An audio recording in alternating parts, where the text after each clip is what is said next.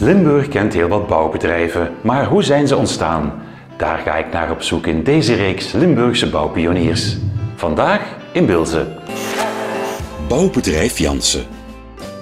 Opgericht in 1963. Hoofdzakelijk actief in Limburg.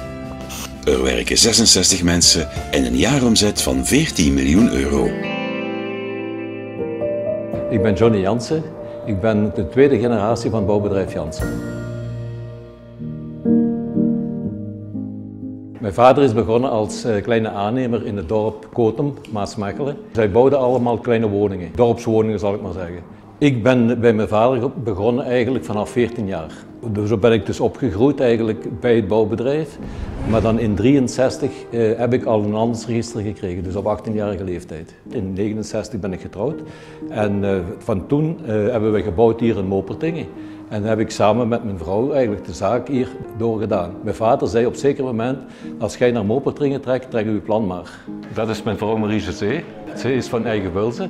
Zij had de bouwgrond in Mopertingen en doordat we bouwgrond kregen van de ouders, zijn we hier in Mopertingen vertrokken, dus gebouwd. En daarna dus het bouwbedrijf hier uitgebreid. Zij is de reden dat we hier in Mopertingen het bedrijf hebben opgericht.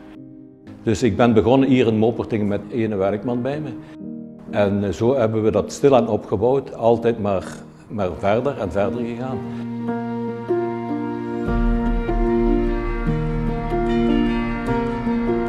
Dan gaat je dus van woningbouw over naar appartementsbouw en van appartementsbouw gaat je over naar groter gebouw, openbaar gebouwen. En dat was voornaam voor ons. Dat heb ik altijd in acht gehouden, dus dat we onze erkenning als aannemer, dus voor openbare werken, altijd maar bijgevuld en groter geworden. Waar wij eigenlijk meer in gespecialiseerd zijn is in sociale woningen.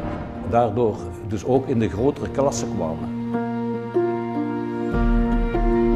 Doordat ik dus 2 kinderen heb, heb ik gewoon getracht dat de zoon het bouwbedrijf met de prefab kon krijgen en dan de dochter dus een doe-het-zelfzaak heb opgericht. Ik ben een blije vader doordat Luc als bouwbedrijf en Hilde als interieur samenwerken in totaalprojecten.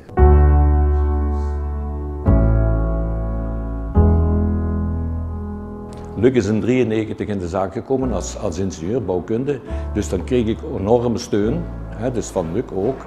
Wat is dat voor een mooi? En het gevoel, dus voilà, dus het gaat naar goede handen.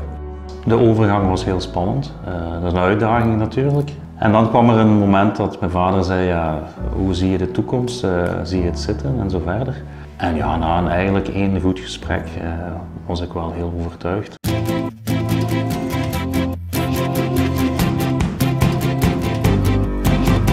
In 1985 heb ik dus een prefab afdeling opgericht in Laanaken. Wij waren toen al bezig met het bouwen van 20 woningen, 30 woningen. Op dat moment heb je veel balken en veel vlechtwerk nodig en dan gaat je dus gewoon moeten uitbreiden, moet je naar die kant een oplossing zoeken en dat is daar gebeurd. Het is fijn dat Luc de zaak heeft overgenomen en de opvolging heeft door zijn dochter Sophie, die is van dit jaar in de zaak gekomen. Waar ben je mee bezig? Oh, die aanbesteding. Ja. Zij is architecte en voorbereid om het bedrijf verder uit te bouwen. En ik ben ook na die tijd ook nog altijd in de zaak gebleven.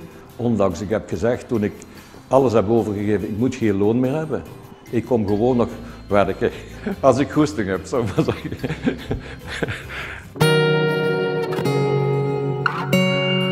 Ik ben natuurlijk heel trots dat mijn dochter mee het familiaal karakter wil verder zetten. Ik ben heel trots dat ik in de voetsporen van mijn vader en mijn grootvader mag treden. Bouwbedrijf Jansen is in goede handen.